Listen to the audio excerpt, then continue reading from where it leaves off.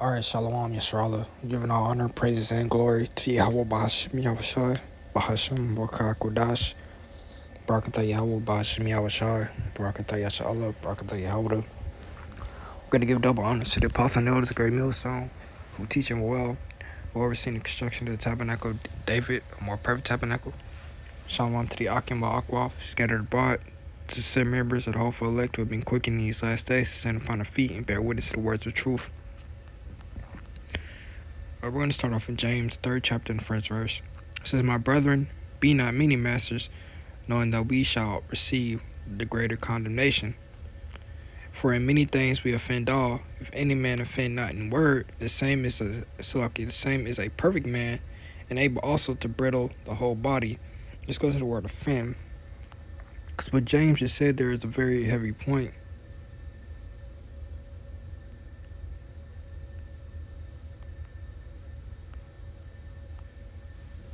Strong's G 4417. Patayo. Patayo. It says for the word offend, it says to cause one to stumble or fall, to stumble, to err, to make a mistake, man. So it says James 3:2, "For in many things we offend all." You know, there's a lot of things we go off on, you know what I'm saying, here in this captivity here in Babylon the Great, being incarnated into this wicked flesh, man, this wretched flesh. There was many things that we offend on. If any man offend not in word, that's important, man, in word. Now, that word for word is going to be logos, most likely. Strong's G 3056. Logos. Logos. Logos, man, of speech, a word uttered by a living voice, embodies a conception or idea, man. That's what people gotta understand, man. That's why words are very important. You gotta understand what you're saying. You gotta understand the denotation, what the word actually means, and the connotation, what the word implies. Because why? There's a concept that comes behind it. There's an idea that's being pushed and propagated when you speak a certain word, man. When your tongue makes those different positions and works in conjuncture with your brain, them neurons get fired off, man. You use them syllables, man. You formulate words. There's an idea behind it. There's a meaning. There's even a plan, a plot, man. It says what someone has said, a word, the sayings of the Most High, decree, manner, the order. Keep going on. What is declared? A thought, a declaration, an aphorism, a weighty saying, a dictum, a maxim. It goes into the logos because there are three. There are three. Let's get that. I think that'll be a good little thing to jump to before we jump back. There are three.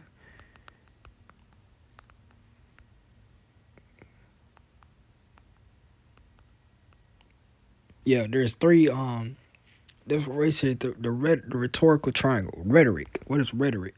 Rhetoric often goes into just get it. Rhetoric. It says the art of effective or persuasive speaking or writing, especially the use of figures of speech and other compositional techniques. Man, there's a whole area of study, a whole art form dictated to persuasive writing, man. Rhetorical speech, rhetorical writing, man. And it says the art of effective or persuasive speaking or writing, especially use of figures of speech and other compositional techniques. It says language is designed to have a persuasive or impressive effect on its audience, man.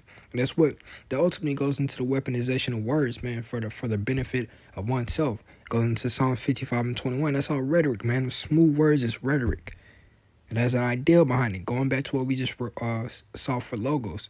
When you speak, not 10 times out of 10, there's an idea that goes with that, man. There's a plan, there's a purpose, there's a reason why you're saying these things, whether it be to promote yourself in a certain thing, make yourself look good, or to hurt somebody, man.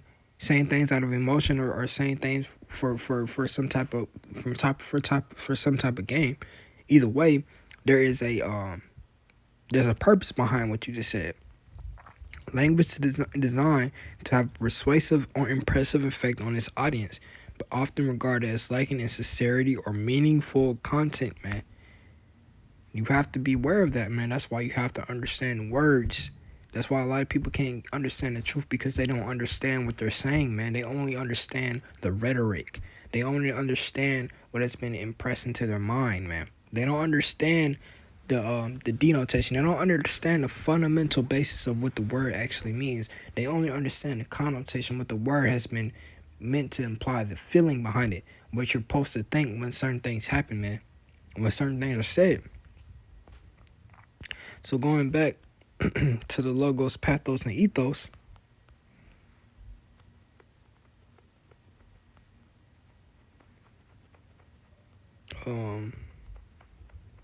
I guess we'll just get that. Because there's a reason why, again, to have what a whole area, sub branch, or a subset of these linguistical studies, man. There's a reason why these things exist. This is what are logos, ethos, and pathos. Now, logos, like the word in its original sense. Let's go into the. Let's get that so we can like just have that.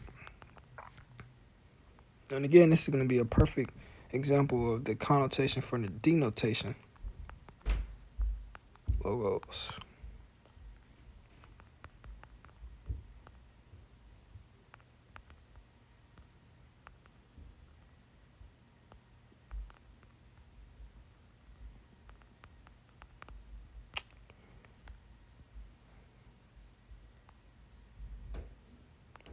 It says logos, 1518, the divine word. Where's a tree? Can I get a tree?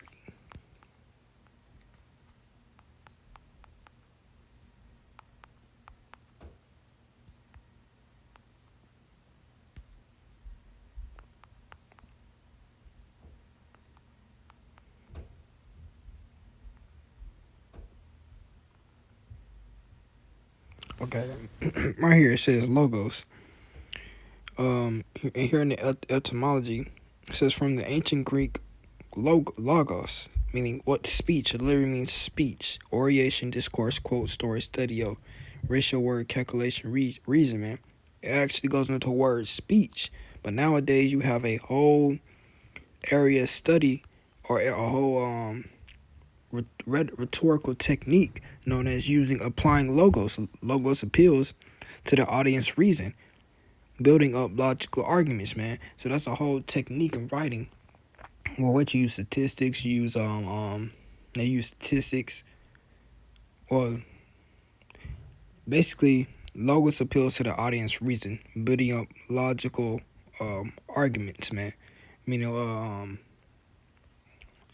see the examples. Go to an example of logos, so it's better off me doing that versus trying to like guess something.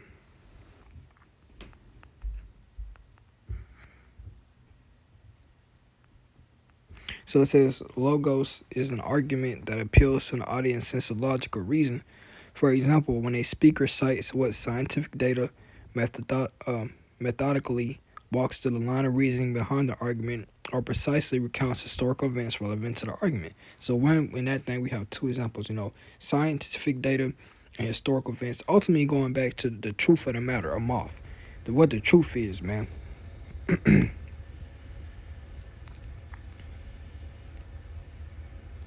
It's like it. So then we have ethos appeals to the speaker's status or authority, making the audience more likely to trust him. And that's also very decisive and instructive, man, because just because somebody, like the scriptures say, if any man thinketh he is somebody, let him know that he is nothing at all, man. Because a lot of the people out here are puffed up with the wisdom of the world, man. They think they are something because the world tells them they are something. That's all. Hey, man, this is Psalms 55 and 21 coming to live, man.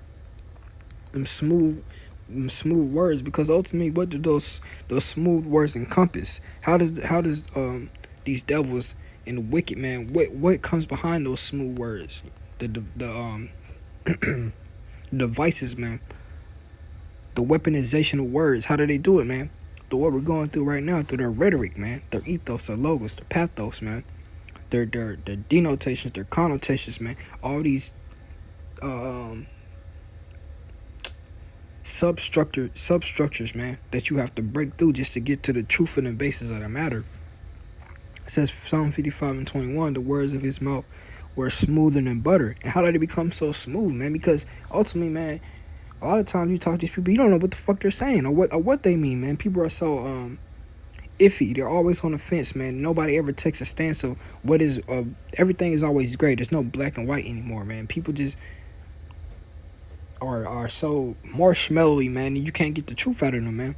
People, it's very seldom that you see somebody actually say what they mean and mean what they say, man, and they're not afraid to do that, man.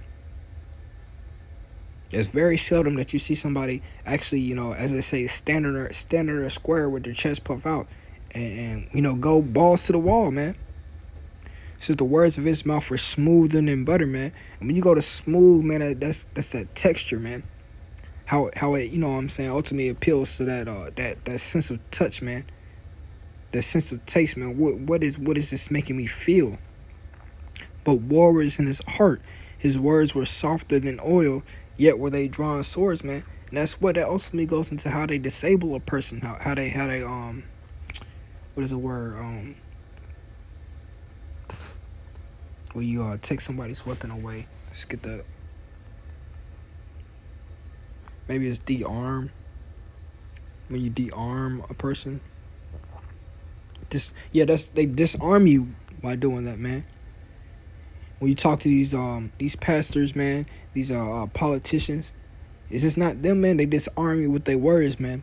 They make false promises. They use these big words that you don't understand. That's why a lot of jakes, they go to the doctor, and the doctor says they got these it's a whole bunch of they just say these big ass words, man.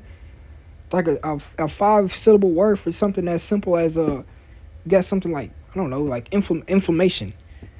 They'll say some big ass word like astronomical cytosis or some bullshit like that, and I made it up, but that's just how they are, man. They come out with these big words. They put these big words, sodium bicarbonate, on the back of your food. Nobody knows what the fuck that is.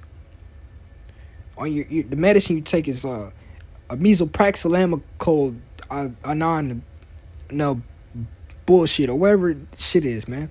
These big words, man. These 10-syllable, 11-syllable words that nobody knows what the fuck they mean. But when you look it up and you Google it, it's something simple as ice water or some bullshit like that. Food coloring. That's why, again, man, words, you have to understand what you're saying. You have to understand what somebody else is saying. You have to understand what they mean. You have to understand where they're going. Because if they don't, man, they're going to lead you. They're going to just lead you. They're going to because, hey, like I said, man, going back to that word, the logos, man, there's a thought behind it. There's an intention. There's a plan. There's a plot. There's a reasoning. And if you're not aware of these things, you're just gonna get pulled along, man. You're gonna fall straight into the trap that's being set for you, man. That's why man, contracts, they entrap you with words, man. You sign your name, you write your name, the word, on a contract, and now you're trapped, man. Because you've been pulled in, not understanding what these words mean. A word uttered by a living voice that embodies a conception or an idea, man. So let's go back to this. We went to the logos, the ethos. Now the pathos. The pathos appeals to the emotions, trying to make the audience feel angry or sympathetic, for example. And that's how they mostly get you nowadays with ethos and pathos, man. I'm gonna believe you because you're this doctor who has studied at this prestigious institution for 10 years. You've done the quote unquote work. You're approved. You're on the board of whatever scientific organization or whatever the fuck. I'm gonna trust you because you have a track record of success. This is how they get people, man. But the pathos, man, those commercials with the dogs that are with the one eye and they're crying, or you know what I'm saying, they're saying for just 5 cents a day you can feed this hungry little Ethiopian child that's, you know, really living in California. They're doing all this behind a green screen. This is how they get you, man. This is how you fall into the trap, man. Because there is power in the tongue, man. Because I like to say this all the time, man. What people say, it shapes your perception. And when you perceive something, that's your idea of what reality is, man. Because the reality is the truth of the matter. We're all supposed to live in reality, but everybody lives in their own little perception of what's going on, man. Everybody, that perception is that box you live in, man. That perception that's formed by what you're ultimately letting into your mind, man. See, the whole perception of the world, Babylon the Great, is that America is this great country. America is the savior of the whole world. But the reality of the matter is, America is a piece of shit, man. That's founded off rape, robbery, and murder, and the exploitation of certain people groups, man. The amalgamation of resources, and that's important. Because words have shaped that perception of reality, man. The perception of America has been directly shaped by words, man. Propaganda. And once you get deeper into understanding why these things are the way they are, and the devices and the tactics that have been used to shape your perception of the world, man, then you can start to unwind. Then you can start to come slowly to the foundation of what the reality is, man. The truth, man.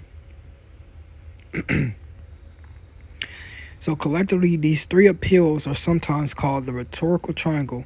They are central to rhetorical analysis, man. There's a whole field of study devoted to the analysis of writing, man. The analysis of what somebody is saying, man, why they're saying it, what the devices they're using, the tactics that they're using when they write. Though a piece of rhetoric might not be necessarily used all of them, man. So going back to James 2, for in many things we offend all. If any man offend not in word, the same as what? A perfect man. And perfect goes into completion, man. Not offending in word, man. And able also to bridle the whole body. What? Bridle means to control, man. Control, hey, man, because life and death come out of, let's get that. Power of life and death is in the tongue. I think it's Proverbs 18.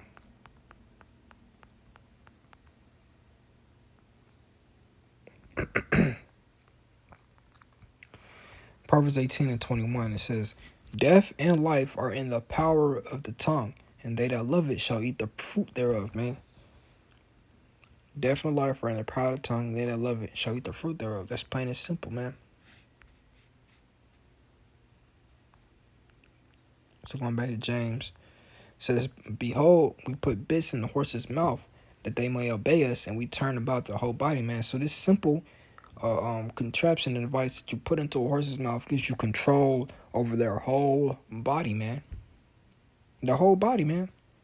Putting a simple little contraption in a horse's mouth allows you to control it. It allows you to tame it. It makes it bend to your will. It says, and behold, also the ships, which though they be so great and are driven of force winds, yet are they turned about with a very small helm, and whatsoever the governor listeth. And I forgot what that thing is called, but there's this little thing that turns the boat, man. So I forgot what it's called. And maybe that's what it's talking about. A very small helm. There's another word for it. Yeah, the rudder. A rudder, man, something as small as a rudder, man. And if your rudder breaks, man, you're essentially shipwrecked, man. You can't go nowhere without a rudder because it turns a ship, man. And without the rudder, even if you have your sails going, you're gonna go into a circle, basically, or you're gonna go completely straight.